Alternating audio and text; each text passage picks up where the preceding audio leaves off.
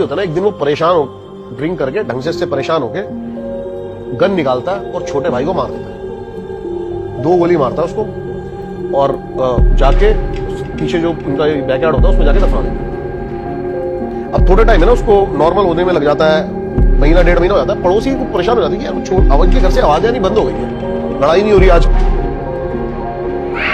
The D'Mello house, senti mall, राया, गोवा।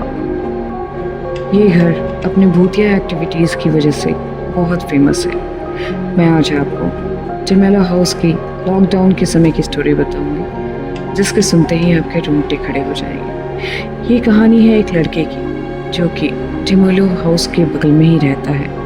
उस locality में वो एज अ नेबर है। उस लड़के को वीड स्मोकिंग की आदत थी। ये बात है 30 मार्च 2020 की। उस लड़के को रात में वीड पीने की ज़रूरत महसूस होने लगी। सो उसने अपने फ्रेंड्स के ग्रुप को इनवाइट किया।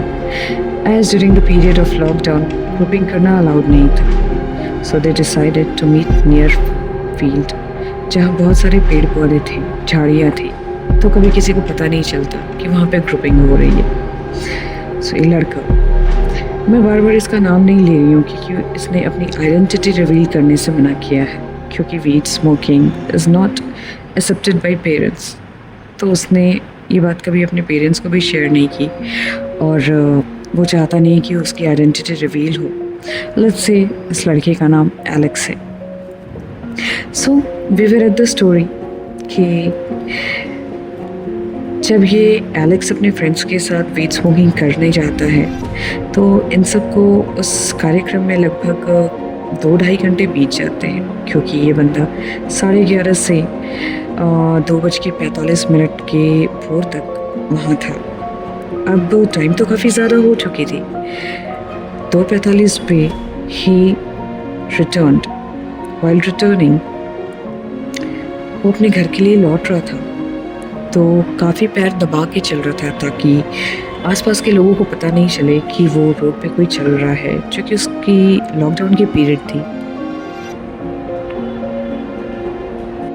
तो वो चाहता नहीं था कि किसी को मालूम चले कि इतनी रात में वो रोड पर है। जब वो अपने घर के नज़दीक पहुंचने लगा तो अचानक से उसको पुलिस की सायरन की आवाज़ सुनाई देने लगी। सायरन की आवाज़ सुनते ही एलेक्स भागना शुरू कर दिया, क्योंकि उसकी एज 18 से कम थी और साथ में उसने वीड भी स्मोक किया था। तो पुलिस के पकड़ाने के बाद अंजाम क्या होगा उसको मालूम था, और अनफॉर्चुनेटली उसके पास पैसे भी नहीं थे कि वो उस चीज़ को वहीं सेटल करके अपने घर जा सकता। So the boy was running continuously. दौड़ते दौड़ते वो एक विला के प्रेमाइसेस के अंदर घुस जाता है। वहाँ अपनी सांस रोककर 5 मिनट तक रहता है ताकि कोई आवाज़ ना हो। उतने दिन में उसे कुछ अननेचुरल सा चीज़ महसूस होता है और सिर में भारीपन भी महसूस होने लगता है। बट उसे लगा कि ये सब शायद वीड का आफ्टर इफेक्ट्स है। तो सडनली वो बाहर जाने लगता है। तो फिर उसने पुलिस की सायरन की आवाज़ आने लगती है और उसे लगता है कि पुलिस उसके काफ़ी नज़दीक आ गई है। इस बार वो भागता है और अनफॉर्चुनेटली वो विला के अंदर ही चला जाता है खुद को बचाने के लिए। मैं आपको बता दूं कि ये वीडियोस जो बैकग्राउंड में चल रहे हैं वो ओरिजिनल वीडियोस हैं डिमेलो हाउस के, और इस वीडियो को लास्ट तक ज़रूर देखिएगा, क्योंकि डिमेलो हाउस का हिस्ट्री जो है दैट इज़ बहुत ही डरावनी है। सो एलेक्स अब तक विला के अंदर घुस चुका था।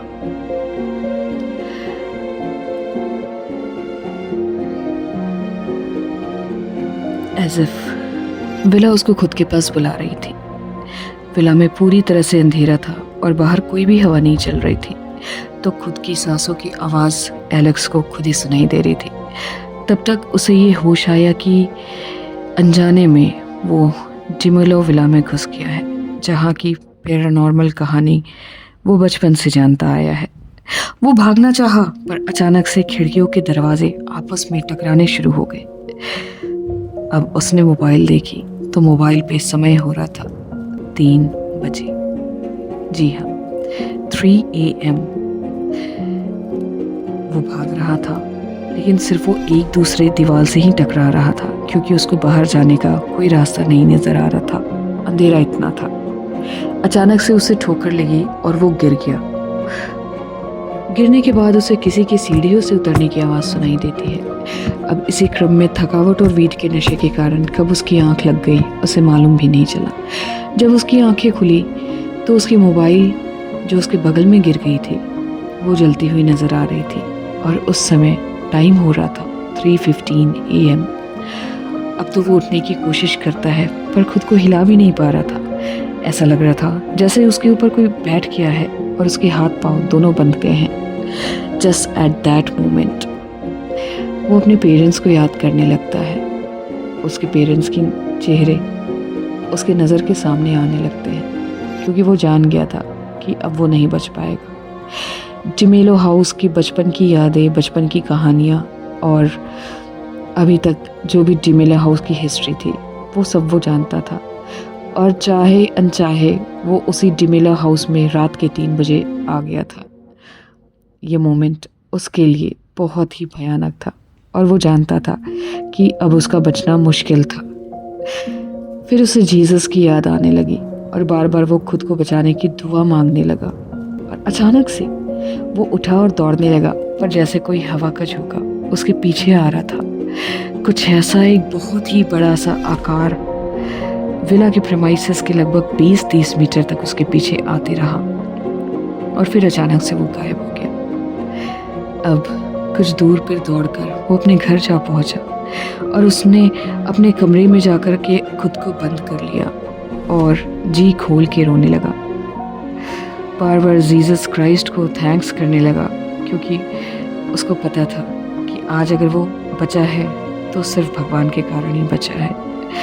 It was only God who saved him.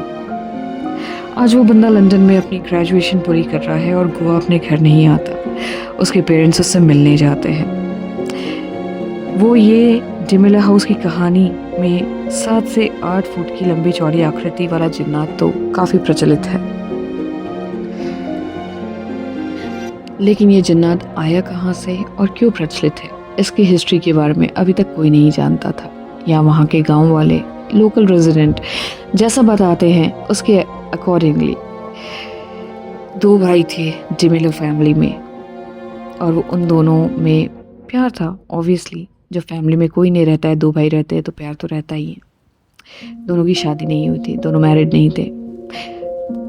एक दिन बड़े ने सोचा कि वो इस घर को रख ले और छोटे वाले को बैंगलोर की प्रॉपर्टी दे दे। उसने छोटे भाई से ये बात रखी, ये ऑफर दिया उसको, लेकिन छोटे भाई को ये बात अच्छी नहीं लगी, क्योंकि बचपन उसका यहीं पे बीता था।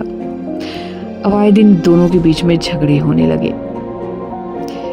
कहानी को अंत तक सुनिएगा, क्योंकि बहुत ही रोमांचक है और ये आपके रोंगटे खड़े कर देगी। दोनों भाई आपस में झगड़ने लगे, काफ़ी झगड़ा होता था। अब जैसे आस पड़ोस के लोगों को भी परेशानी होने लगी। एक दिन नशे की हालत में बड़े भाई ने लड़ाई करके छोटे भाई को 2 गोली मार दी उसके गले के पास, जिससे छोटे भाई की मृत्यु हो गई। This incident was very shocking, और नेक्स्ट डे बड़े भाई को खुद ही नहीं यकीन हो रहा था कि उसने अपने छोटे भाई को गोली मार दी है। घर में लाश पड़ी हुई थी, बट नेक्स्ट डे उसने रात होने तक का इंतज़ार किया, और मिडनाइट में बैकयार्ड में जा कर के उसने अपने छोटे भाई की लाश को दफना दिया। नाउ समवेयर और अदर वो बहुत ही खुश था। ही वॉज वेरी हैप्पी कि उसकी प्रॉपर्टी तो अब कोई ले ही नहीं सकता। इनफैक्ट अब किसी भी प्रॉपर्टी में कोई भी पार्टीशन नहीं होगा, as there was nobody left in his family जो कि पार्टीशन में आगे आए। जब डिमेलो हाउस शांत रहने लगा तो नेबर्स पूछने लगे, नेबर्स को शक होने लगा। खुश तो थे ही वो कि चलो झगड़ा तो गया, लेकिन वो पूछने लगे कि छोटे भाई कहाँ हैं। तो बड़े भाई ने उनके जवाब में कहता था कि दोनों भाइयों के बीच आपस में कॉम्प्रोमाइज़ हो गई है और छोटा भाई बैंगलोर वाले घर पे रहने चला गया है, वो वहीं पे सेटल हो गया। So the neighbours were also happy, वो भी खुश रहने लगे कि अब झगड़ा नहीं होता, वो आराम से रात में सो पाते, किसी के चीखने चिल्लाने की आवाज़ नहीं आती। कुछ दिन बाद जहाँ पर वो लाश दबाई गई थी वहाँ पे कौवे आकर के बैठने लगे, और रात होती तो रोज़ के रोज़ सारे कुत्ते उसी जगह को घेर कर रोने लगते थे। और बहुत डरावनी आवाज़ लगती थी। अब तक बड़े भाई को उस जगह के अपने भाई की पैरानॉर्मल एक्टिविटीज़ का एहसास होने लगा था। वो हर सुबह उठता तो उसके सामने छोटा भाई सड़े गले हालत में गोली के निशान के साथ उसके सामने बैठा हुआ दिखता था। वो ब्रश करता तो उसे उसका भाई मिरर में ब्रश करता हुआ दिखता था। इनफैक्ट इस वजह से जब वो डिप्रेशन में जाकर के खुद से बातें करने लगा मिरर में देख के, तब भी वो मिरर में अपने भाई से बातें करता रहता था। हर सुबह जब भी वो उठता तो दीवारों पर लिखा रहता था, ये मेरी प्रॉपर्टी है और इसे छोड़ दो। इस तरह की पैरानॉर्मल एक्टिविटीज़ के कारण बड़े भाई ने भी अपने होश खोकर सुसाइड कर ली और आज तक वो घर अबैंडन्ड पड़ा है, जहाँ जाने से लोग डरते हैं क्योंकि छोटे भाई की आत्मा आज भी जन्नत बनकर घूमती है वहाँ पे। तो ये थी गोवा की one of the most haunting Timelo house की रियल एक्सपीरियंस और हिस्ट्री। पिछले एपिसोड में मैंने आपको मोपा एयरपोर्ट की हॉन्टेड होने की स्टोरी शेयर की थी और अगले एपिसोड में ऐसे ही एक हॉन्टेड प्लेस के बारे में बताऊंगी जो कि गोवा में ही है और वहाँ भी जाने से लोग बहुत डरते हैं। तो अगर आप चाहते हैं कि मैं ये स्टोरी को रिवील करूं, आपके सामने लाऊं, आपसे शेयर करूं, तो प्लीज़ मेरे इस वीडियो को लाइक, शेयर और कमेंट करना मत भूलिएगा। प्लीज़ सब्सक्राइब भी कीजिएगा ताकि मेरी रीच भी बढ़े। अगर आपको मेरी वीडियो पसंद आती है तो प्लीज़ उसको लाइक कीजिए और डू लेट मी नो कि अगर कुछ अलग सी स्टोरी करनी है या कोई और स्टोरी आनी है या आपके पास कोई स्टोरी है तो प्लीज़ शेयर कीजिए। मैं शायद रिसर्च करके उसे भी आपके सामने पेश करूं। टिल दैट स्टोरी को एंजॉय कीजिए एंड गुड बाय। डी मेलो हाउस बहुत इंटरेस्टिंग स्टोरी है भाई उसकी। भाई दो भाई थे ये और दोनों भाइयों में ना उसी प्रॉपर्टी को लेके डिस्ट्रीब्यूट चल रहा होता है, लेकिन रहते साथ में ही है। अब इनके माँ बाप भी नहीं होते, इनकी शादी भी नहीं होती, दोनों साथ में रहते, लेकिन फिर भी थोड़े से, अब जो छोटा वाला भाई होता है ना वो थोड़ा ज्यादा जिद्दी होता है। इनकी अलग एक बैंगलोर में भी प्रॉपर्टी होती है, तो वो उसको कहता है कि भाई तू बैंगलोर वाली प्रॉपर्टी ले ले और मेरे को ये प्रॉपर्टी दे दे। अब दोनों भाइयों में इतना ज्यादा झगड़ा होने लगता है कि वहां के पड़ोसी इनसे इतना ज्यादा परेशान हो रखे होते हैं। रोज जब भी कोई इनके घर के बाहर से निकल रखा होता है तो यही चिल्लाने की, चीखने की, ये आवाजें आ रही होती हैं लड़ाइयों के उसमें। अब भाई क्या होता है, जो बड़ा वाला भाई होता है ना, एक दिन वो परेशान हो, ड्रिंक करके ढंग से परेशान होके गन निकालता है और छोटे भाई को मार देता है। 2 गोली मारता है उसको और जाके पीछे जो उनका बैकयार्ड होता है उसमें जाके दफना देता है।